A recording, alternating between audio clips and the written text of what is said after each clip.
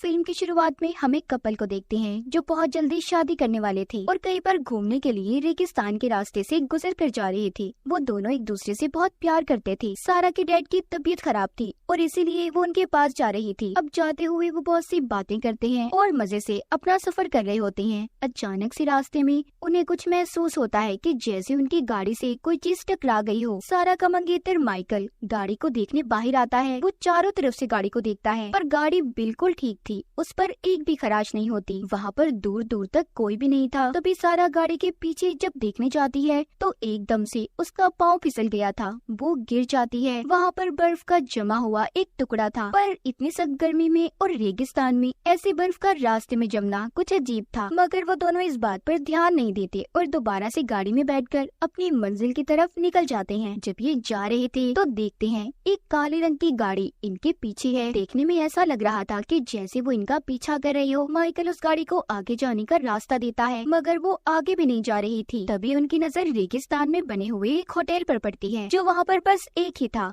ये अपनी गाड़ी को उधर ही रोक लेते हैं। तब वो काली गाड़ी भी आगे चली गई थी। होटल के आसपास का एरिया भी बिल्कुल सुनसान था। सारा माइकल से कहती है, तुम कितनी तेज गाड़ी चलाते हो, एक दिन तुम्हारी ये गाड़ी को तेज चलाने वाली आदत हमारी जान ले लेगी। वो दोनों जब अपना मोबाइल देखते हैं तो सिग्नल्स भी नहीं थे। खैर ये उस होटल के अंदर जाते हैं। वहाँ पर भी एक बूढ़े कपल के अलावा कोई भी नहीं था। होटल भी सारा सुनसान था। वो एक टेबल पर बैठ जाते हैं। यहाँ पर माइकल बताता है कि सारा, अभी मैं तुमसे शादी करने के लिए तैयार नहीं हूँ। वो कहती है, तुम हर बार अपनी जिम्मेदारियों से भागते हो, हमें बस अब शादी कर लेनी चाहिए। तभी उनके पास वेट्रेस आती है जो उनका ऑर्डर लेकर चली गई थी। सारा का ध्यान वहाँ पर बूढ़े कपल पर ही था जिनको होटल का मैनेजर यहाँ से बार बार जाने का कह रहा था। तभी कुछ देर के बाद वेट्रेस भी आ जाती है जो सारा के लिए ड्रिंक और माइकल के लिए कॉफी लेकर आई थी। साथ ही उसने इन्हें 2 कॉइन्स भी दिए थे जिनके बारे में बताती है कि ये 2 कॉइन्स आप यहाँ पर किसी भी सर्विस के लिए इस्तेमाल कर सकते हैं। तभी माइकल एक कॉइन का इस्तेमाल करता है और होटल में म्यूजिक चलाने का कहता है ताकि वो सारा को खुश कर सके। कुछ देर के बाद वो काले रंग की गाड़ी दोबारा से होटल के बाहर आकर खड़ी हो गई थी जो सारा और माइकल के इंतजार में खड़ी होती है। आखिर उनके साथ ये सब कुछ क्या हो रहा था? पहले वो काली गाड़ी और फिर ये अजीब सा होटल। अब माइकल यहाँ से वॉशरूम जाता है और सारा ने बचा हुआ खाना पैक करवा लिया था। जब एक दूसरा वेटर सारा को खाना देने आता है तो वो सारा को बिल्कुल अपने डैड जैसा लग रहा था,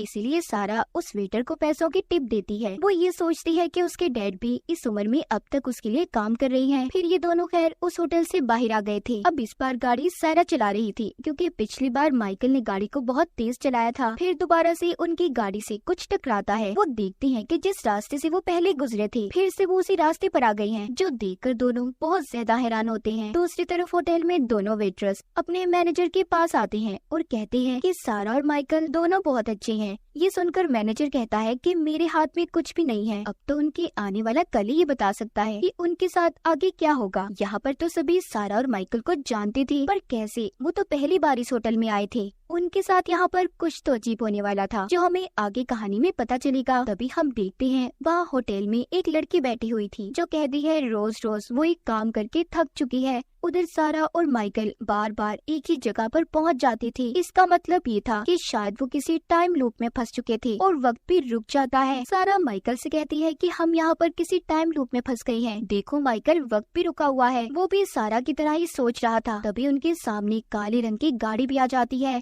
इस बार सारा ये फैसला करती है कि वो उस गाड़ी को देखने जाएगी कि अंदर कौन है जो कब से इन लोगों का पीछा कर रहा है। जब सारा उस गाड़ी के पास जाकर देखती है तो इस शीशे नीचे होने पर उसकी नजर उस आदमी पर पड़ती है जो गाड़ी को चला रहा था, जो डरावनी शक्ल का था, जिसे देखकर वो बहुत ज्यादा डर गई थी और भागकर अपनी गाड़ी में बैठ जाती है। उसने गाड़ी को तेज कर लिया था। सारा मुसलसल रो रही थी। माइकल उससे पूछता है कि सारा मुझे बताओ तुमने गाड़ी में क्या देखा? सारा कहती है मैं नहीं जानती कि उसका चेहरा ऐसा क्यों था, पर बहुत डरावना था। तभी सारा देखती है कि काले रंग की गाड़ी फिर से उनका पीछा कर रही थी। इस बार वो उन्हें टक्कर मारने वाली थी मगर सारा ने अपनी गाड़ी की स्पीड को तेज कर लिया था और दोबारा से होटल के पास आ गई थी। अब वो उस होटल के अंदर जाकर फोन बूथ का पूछती है कि वो कहाँ पर है। जल्दी से वो वहाँ पर जाकर पुलिस को कॉल करती है और उस काले रंग की गाड़ी के बारे में बताती है जो अब तक इनका पीछा कर रही थी। मगर पुलिस वाला कहता है कि आप जिस जगह पर हैं वो हमारी लोकेशन से काफी दूर है, तो हमें आने में वक्त लग सकता है। आप जिस जगह से हमें फोन कर रही हैं, आप लोगों को वहीं पर रुकना होगा। लेकिन यहाँ पर सारा इस बात को नहीं जानती थी। जिस पुलिस वाले से वो बात कर रही थी वो इस होटल का मैनेजर ही था। जिसके बाद वहाँ पर होटल में माइकल मैनेजर से पूछता है कि आखिर ये काली गाड़ी हमारा पीछा क्यों कर रही है और हम घूमकर दोबारा से उसी जगह पर वापस कैसे आ जाते हैं। मैनेजर कहता है कि जाते हुए आप शायद गलत रास्ते पर जाते हैं, यहाँ का रास्ता भूल भुलैया है, इसीलिए आप दोबारा से हमारे होटल के पास आ जाते हैं। तभी सारा आती है और कहती है कि मैंने पुलिस को शिकायत दर्ज करवा दी है, पुलिस को आने में टाइम लगेगा, तो इसीलिए पुलिस ने हमें यहीं पर रुकने का कहा है कि जब तक वो यहाँ पर ना आ जाए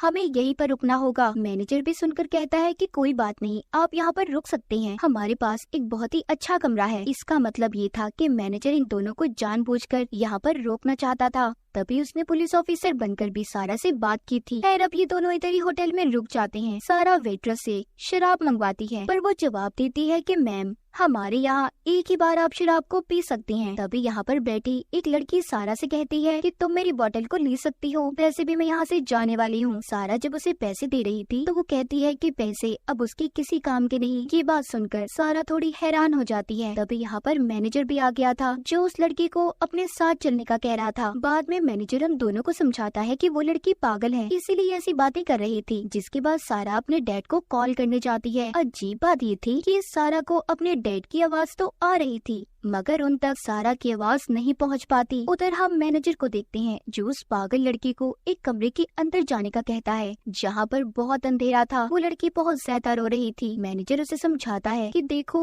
ये रास्ता तुमने अपने लिए खुद चुना है। इतना कहकर उसने उसे कमरे में धक्का दे दिया था। इधर होटल के अंदर सारा और माइकल के पास वेटर आता है जो इन्हें कह रहा था कि आपको अपने कमरे में जाने से पहले और सोच लेना चाहिए, और वो एक कागज पर उनके लिए एक मैसेज भी छोड़ता है। तभी वहाँ पर मैनेजर आ गया था जो उस कागज को सारा और माइकल के पढ़ने से पहले उठा लेता है जिस पर लिखा हुआ था रन, भागो। अब मैनेजर उन्हें उनके कमरे तक ले आया था। यहाँ पर सारा फिर से उस मैनेजर से काली गाड़ी के बारे में सवाल करती है मगर मैनेजर तो उसकी कोई बात का जवाब नहीं दे रहा था। वो ऐसा शो करवाता है कि जैसे उसने उसकी बात को सुना ही ना हो। मैनेजर यहाँ पर सारा का नाम लेता है जिससे वो थोड़ा हैरान हो गई थी। वो सोचती है कि आखिर इस मैनेजर को उसके नाम का कैसे पता। जब मैनेजर उनके लिए कमरा खोल रहा था तो सारा देखती है उस पर बर्फ की तह जमी हुई थी, बिल्कुल वैसी जैसी उसने रास्ते में देखी थी जब उनकी गाड़ी उससे टकराई थी। सारा समझ चुकी थी कि यहाँ पर गड़बड़ तो जरूर है, इसीलिए वो माइकल को यहाँ से चलने का कहती है। पर मैनेजर उन्हें कहता है कि देखो आप लोगों को आराम करने इस कमरे में जाना ही होगा, आप क्यों अपने लिए मुसीबत बढ़ा रहे हो। ये बात सुनकर तो सारा को और अजीब लगता है, इसीलिए वो दोनों यहाँ से भाग गए थे। आखिर मैनेजर ऐसा क्यों कह रहा था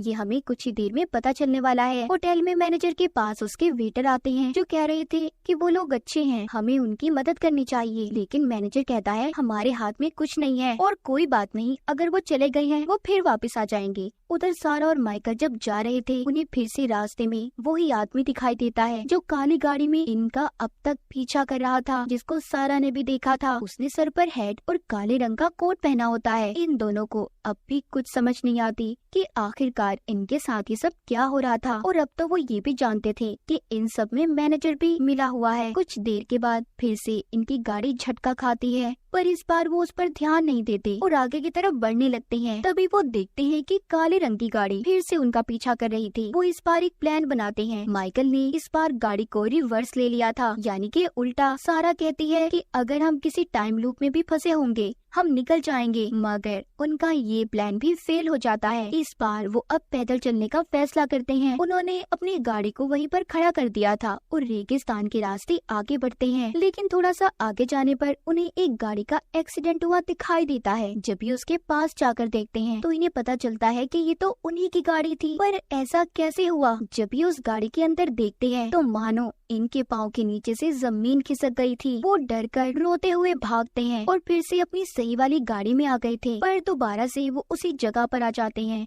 जहाँ से वो कई बार गुजर चुके थे। वो फिर से दोबारा से होटल में आ जाते हैं। यहाँ पर आकर सारा मैनेजर से पूछती है कि आखिर ये कौन सी जगह है, हम कहाँ पर फंसे हुए हैं। तो मैनेजर उसे बताता है अब तक जो कुछ भी हुआ हमें यहाँ पर अब सब पता चलने वाला था। मैनेजर कहता है कि ये जगह कोई आम जगह नहीं है, ये दो दुनियाओं के बीच की जगह है जहाँ से हर किसी को मौत के बाद गुजरना होता है। तुम और माइकल दोनों अपनी जिंदगी और मौत की जंग लड़ रहे हो। तुम्हारा आते हुए इसी जगह पर एक्सीडेंट हो गया था और अभी तक ये नहीं पता कि तुम जिंदा रहोगे या मर जाओगे। मैनेजर उन्हें जिस कमरे में जाने का कह रहा था वो दरअसल दूसरी दुनिया थी जहाँ पर लोगों को मरने के बाद भेजा जाता है। और कहानी के शुरू में जब हमने देखा था कि बार बार सारा और माइकल की गाड़ी जिस जगह पर आकर रुकती थी जहाँ पर उन्हें महसूस होता था कि उनकी गाड़ी से कोई चीज टकराई है या फिर उनकी गाड़ी को किसी चीज ने टक्कर मारी है, उसी जगह पर इनका असल दुनिया में एक्सीडेंट हुआ था और यही वजह थी जो इनके साथ ये सब कुछ हो रहा था। और जब वो पैदल चल रहे थे तो उन्होंने अपनी गाड़ी के अंदर अपनी ही लाशों को देखा था, इसीलिए उनकी हालत भी खराब हो गई थी। और जब कहानी के शुरू में सारा ने माइकल से ये भी कहा था कि तुम गाड़ी को जो तेज चलाते हो इससे एक दिन हमारी जान जा सकती है, इसका मतलब ये था कि सारा को कहीं न कहीं ये पता चल चुका था कि वो मरने वाले हैं। और मैनेजर ने उस लड़की को भी कमरे में इसलिए भेजा था क्योंकि असल दुनिया में वो मरने वाली थी। इस होटल का काम यही था, जो लोग मरने के बाद जिंदगी और मौत के दरमियान में फंसे होते हैं तो यहाँ के लोग उन्हें मौत के बाद वाली दुनिया में भेजने का काम किया करते थे, यानी कि आत्माओं की दुनिया उनकी असल दुनिया में। और जो काली गाड़ी थी वो मौत थी जो इनका अब तक पीछा कर रही थी। मैनेजर सारा से कहता है कि असल दुनिया में अब तुम नहीं बच सकते तो अपने आप को इतनी तकलीफ मत दो और उस कमरे में चली जाओ जहाँ पर आत्माएं मरने के बाद जाती हैं। सारा कहती है मैं जीना चाहती हूँ क्योंकि मैं माँ बनने वाली हूँ, मुझे अपने बच्चे के लिए जीना है। मैनेजर कहता है ये बात तो तय है कि तुम दोनों में से एक ही बचने वाला है, इसलिए सारा ने अब माइकल को सेक्रीफाइस कुर्बान करने का फैसला कर लिया था क्योंकि माइकल के पास जीने की कोई वजह नहीं थी और उसने सारा से शादी करने से भी इनकार कर दिया था। इसीलिए सारा अब जाकर माइकल को गुड बाय बोलती है और कहती है कि तुम्हें हमारे बच्चे के लिए खुद अपनी जान देनी होगी। हमारा साथ यहीं तक था माइकल, तुम्हें अपने बच्चे की खातिर मरना होगा। इसके बाद माइकल को उस कमरे में भेज दिया जाता है। हम असल दुनिया में देखते हैं कि सारा को तो होश आ गया था, उसकी सांसें दोबारा जाती हैं, मगर अब माइकल की मौत हो चुकी थी। और इसी के साथ इस फिल्म की कहानी यहीं पर खत्म हो जाती है।